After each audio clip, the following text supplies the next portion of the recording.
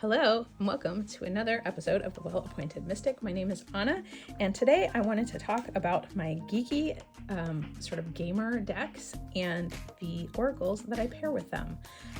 I do not have a ton of decks that I would consider sort of gamer specific or that kind of thing, but these very much aesthetically kind of have the same vibe and sort of lean into more of that sort of fantasy game vibe. A couple of these decks are recent acquisitions, and one I have had for a really long time but have not really utilized a lot. I think I'm very much embracing my inner nerd this year. I've been playing solo role-playing games, and I might do a video about that very soon because I think it's very appropriate for this channel. But these are the three that I currently have, and I have a handful of decks to pair with them. So I have the Heavenly Bloom Tarot, the Dungeons and Dragons, and the traditional manga tarot. This one is a Lo Scarabeo. The Heavenly Bloom is a US Games, and the Dungeons and Dragons comes from Clarkson Potter. These are all mass market games, reasonably priced, and I even got 2 out of the 3 of these decks from a Facebook Marketplace resale.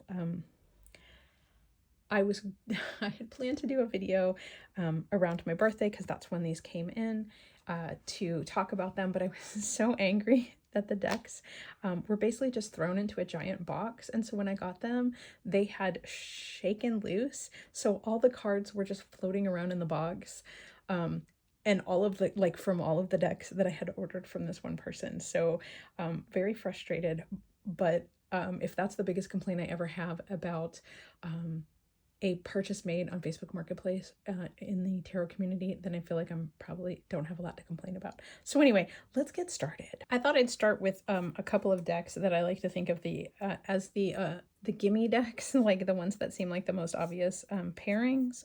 So I'm going to start with the Citadel, which is the Fez Inkwright, and it pretty much goes with all 3 of these decks, but I'm going to start by showing it with the Dungeons and Dragons. So this, because they're both sort of game based, it makes it sort of a perfect combo, and I think it's just a really good match. It has all the right vibes, all the right feels. The High Priestess, the Guide, and the Queen of Strength. The one thing with if you have not worked with the Dungeons and Dragons tarot, they don't refer to the suits as cups, swords. It's based on D&D character traits. So there's wisdom, strength, charisma, and what is the other one? Intelligence. So it's kind of fun, particularly if you're doing a gamify process, because those are sort of keywords that I use anyway in my gamify planning process. So it's kind of cool that it links that way. So I can almost sort of combine it with what I'm doing rather than maybe specifically with the tarot. But they link pretty well. Intelligence is air, so obviously that is swords. So it takes it a minute to catch all of their references, but it does kind of work. They're just aesthetically such a great pairing. This is nice and simple with these more sort of complex illustrative pieces, so I think it is a good combo. I really like it. This deck doesn't have edging. I thought this had gold edging. It should have gold edging. I probably will do that at some point. But this deck this is the like the Kickstarter edition or whatever, so mine has red edging. So they don't all come that way. But I think it's just a great combo. This the Citadel also works really well with the other 2 decks as well. So let me switch them out real quick. So if I put the Heavenly Blooms with the Citadel, I do think it also works.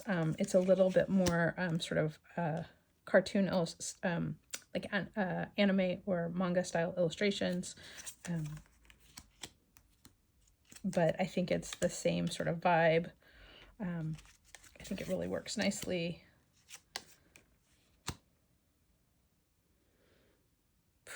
And that's powerful. Attention to detail and pride. So yeah, color-wise, maybe not the perfect fit. This definitely has a lot of softer tones in it, but I think aesthetically and sort of content-wise, it goes really well. And then last, the traditional manga deck, which I think actually aesthetically is probably my favorite pairing because there's a lot of warm tones which really pick up on the red and the gold in the Citadel deck. So I think it's a really beautiful combo. This is probably of the three, this is probably my favorite with the Citadel aesthetically. And the traditional manga, while they are manga style illustrations, they are very close to a classic Rider-Waite-Smith. So if you're not familiar with it, it's just a nice reinterpretation of your standard Rider-Waite. Even the backs of them really sit nicely together. This is a deck that I've had for ages and never really played with. I wasn't sure because the manga makes it feel very young, but I've been reading so much manga, watching anime, and just reading fantasy and that kind of thing that I have really taken a shine to it recently. So this is one of those decks where it's like, I definitely, it gives me the don't get rid of decks that you're not sure work for you because they might work for you later. And that is definitely how I felt about that. So the Citadel, kind of a gimme, works with everything. So the next sort of gimme deck that I feel like is a good pairing for all three of these decks is the Talisman Oracle. This is a US Games. This has become one of my favorites. I really do like sigils though, and so using it sort of a talisman sigil sort of vibe, I feel like is a great addition to tarot, like mixing it in. And I really like the keywords that have been included on each of the individual cards. So even if you don't necessarily use sigils or talismans, that it still works, and aesthetically I think it goes with all of these decks. It's basically blacks and grays with little pops of color here and there, but they're very subtle, and so aesthetically it totally goes. But I also think the imagery works as well. So this is the traditional manga, this is the Heavenly Bloom, and this is the Dungeons and Dragons. So I'm just going to flip through a few of them so you can kind of get a vibe of that. So these two are like made for each other. I feel like just the sort of black aesthetic really works, but I do think, you know, we've got King of Strength, Good Luck, Magician, like all of it kind of works together. I like the addition of oftentimes insects and other creatures that really play in. But there's just I just think these are a good match. Like, you guys can call me crazy if you like. That's totally fine. But yeah, so like even if we were to move these out of the way and let you sort of see these a little closer, I still think it's a good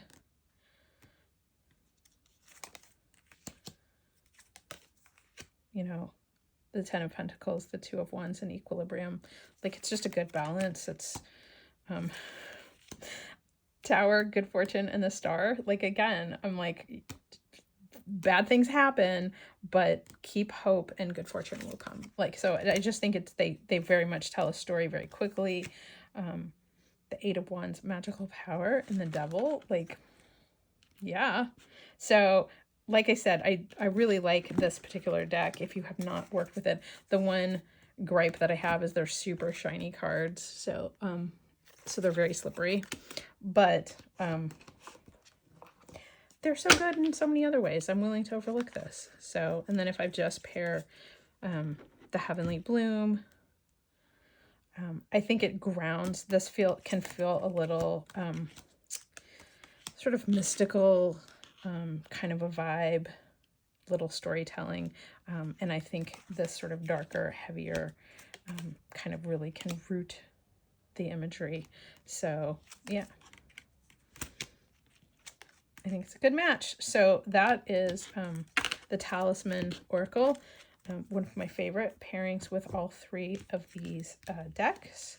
So let's switch to the next. So next up, I have just the Dungeons and Dragons, and I think that the Urban Crow is a really good pairing. One, color-wise, they're all very dark and lean into that sort of a black, but also I feel like because these are so fantastical and the Urban Crow is set in more of a realistic locale, that it can help retell these stories so that they may be more rooted in your everyday rather than entirely in your fantastical. But I just, they aesthetically really go. I'm surprised. I wasn't expecting that.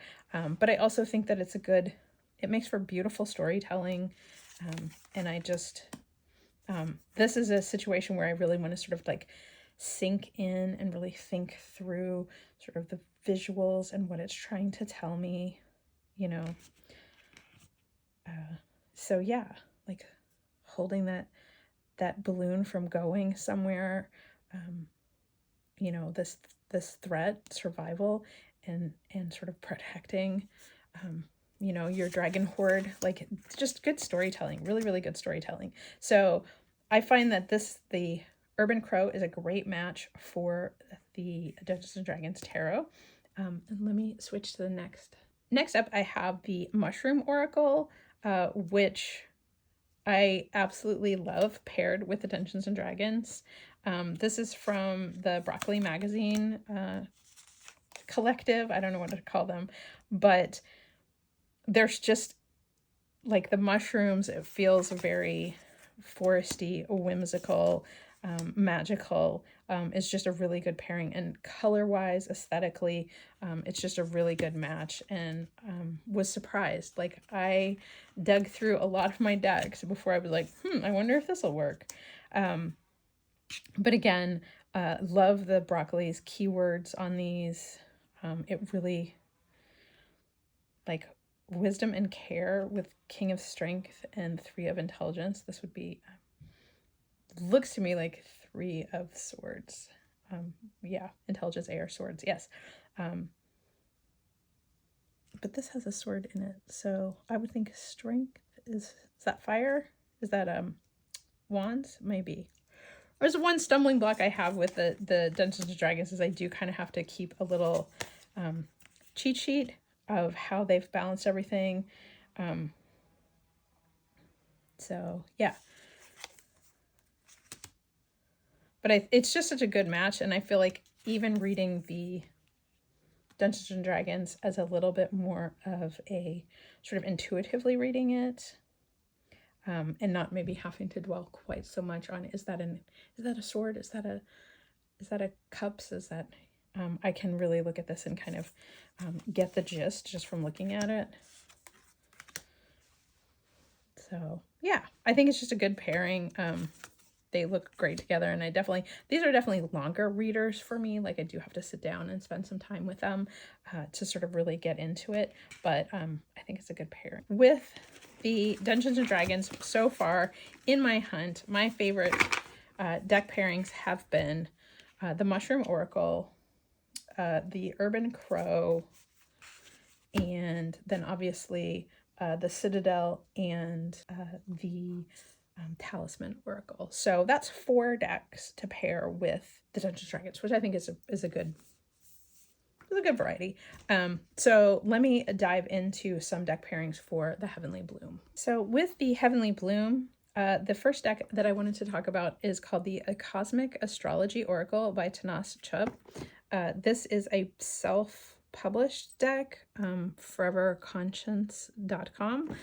This was a gift from a friend of mine, and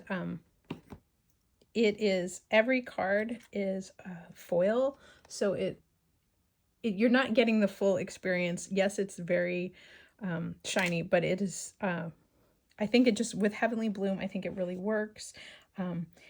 It is ethereal. It just creates a bit of a magical vibe with each, and I think it's just a really good match. There is, for me, with Heavenly Bloom, I feel like there's a little bit of an astrological sort of vibe. But I also feel like just aesthetically, it's a good match. Again, it's that sort of very simple Hermit, Jupiter, the Chariot. So, I mean, even the colors kind of work. The Wheel of Fortune with Fearless Action and the Empress. Like, really good. I like the keywords on this one. I've had a lot of different astrology decks, and for some reason this one has really stuck with me. It has, and I like the little elements. Like this one is, I'm not even sure what a chariclo is, but I love these like dragonflies and this sort of sunflower sort of feel, and spirit medicine, I think, with strength and justice. Like, it kind of works. It kind of works. So I think that this is a really good option. If you guys would like to see a full walkthrough of the Cosmic Astrology Oracle, please let me know in the comments, because I haven't, this is not a deck I've seen a lot of people talk about, but my friend found it and said she liked it so much she decided she would get me a copy as well, and I'm really glad that she did. It does have gold painted edges, as well as this.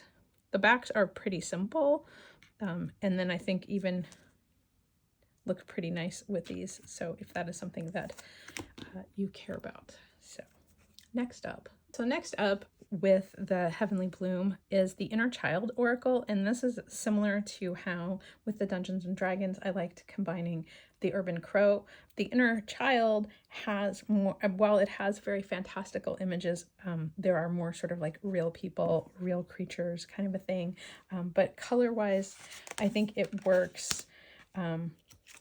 And I think it, while the images are sort of fantastical, I do think it helps to ground in sort of the everyday.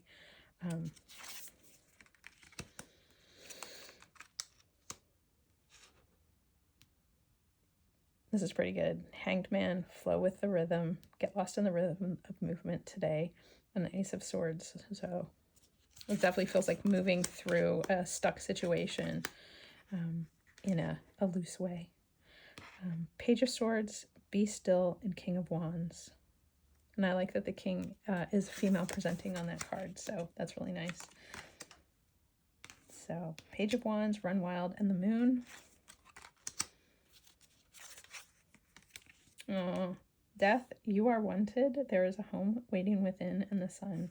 Like that, this message I think feels like a great way to sort of balance these two cards, which feel so disparate and different. Like, why would you get Death and the Sun in the same? It's maybe feeling unwanted, feeling like you don't belong somewhere, sort of transitioning to a place where you do feel like you're wanted. So anyway, I think this is a good match. I really like the keywords and the phrasing on the Inner Child. The guidebook, I go back and forth about using. I feel like I get enough of a message just from reading the cards, that if the guidebook is really only if I want to sort of deep dive into an actual Inner Child thing. But I think that this works great. I think it's this deck is misnamed. I think it does a lot of heavy lifting without necessarily having to be an Inner Child all the time sort of deck. So as I mentioned earlier, one of my favorite pairings for the traditional manga is the Citadel, but I thought I would go ahead and dive into a couple of other options. One of the first ones that I wanted to talk about is the Star Codes Astro Oracle. Aesthetically, I think it is a really great match, and again, I like the keywords, and this is one of those Oracle decks which I love the artwork, but I have had challenges finding tarot decks that were good matches for it, just because it has such a very specific aesthetic that it doesn't always match. And I've used it even if it doesn't match. I am not so precious about that, but I do really like how this works together. It feels like a really good pairing. And so if you have been looking for a deck pairing that works with the Star Codes Astro Oracle, I think the traditional manga because there's a similarity in this sort of line work where there's like a slightly thicker line sort of around the outsides of things, and then the finer details in the middle that kind of balance aesthetically. Also think the colors go really nicely. They both sort of have a very warm palette. This has all that warm like parchment tone, and then these have the sort of orangey vibe across the bottom. So just really, I like them, and I think that they can really balance each other. So that is the Star Codes Astro Oracle. Next up with the traditional manga is the illustrated Crystallary Oracle. While color-wise, I don't think it's a perfect match. I really like the sort of vibe of the crystals with the manga, traditional manga tarot. It helps to bring out those other colors. So like I'm noticing more of the green in the Page of Wands outfit that matches this green fluorite. Is this mine? Is the keyword on the green fluorite. And there's that feeling like this is sort of like feels like a winged horse, and then the birds, like there's a bird here. So definitely feels like there's a way to sort of visually tie all these in. Like I'm noticing a visual similarity between the shapes here. This almost feels like an anchor with the hematite and the Seven of Swords. So I do think that this is a good pairing. Is it perfect aesthetically? Nah, not entirely, but I do think that it has a nice feel. This Ace of Pentacles and Expand into Wonder. Like I'm noticing all this little purple details through, and then the Tower. So it's a good match. I like it. I think it works. I think that if you are looking for something similar but maybe different, any of the Mayatol Oracle decks, so if you're not into the Crystallary, then the Bestiary or the Herbiary might work as well. So those are the two that I picked for the manga. While I do really like I said, the Citadel and the Talisman Oracle with this as well. So that gives you 4 deck options for the traditional manga. And I know that like this is not a deck that people talk about a lot, but it is one of those that I have found has ended up being something that I like, and it's a good deck to use with sort of your gamer group or something if they want to read cards, or if you're using cards within an RPG or some other game, because it is that sort of standard RWS theme. So it's easy to read if you're familiar with RWS, and it has the sort of aesthetic of a lot of video games and that kind of thing. So if you're using your deck in a more playful way and not specifically for journaling or inner work or, anything like that, this might be a fun deck to have on hand because it is not very expensive. It is very, I really like it. And it is, I like to think of this as the good Lo Scarabeo cardstock. It's not very heavy, so it's easy to shuffle. So it's, and it just comes in a tuck box, which makes it super portable for sort of any old use. So those are some of my geeky deck pairings. I hope you guys enjoyed this video. I know this is a little odd and different. It isn't the newest, greatest, shiniest decks. It's very much diving into decks that I've had in my collection for a while that I would like to use more, and sort of that shop your own collection and enjoy what you have and new ways to use them. So that's all I have for this video. Thank you so much for watching. Please leave comments below if you have any geeky decks. What do you pair them with, or do you if you have an Oracle deck pairing? So thanks so much for watching, and I'll talk to you again soon.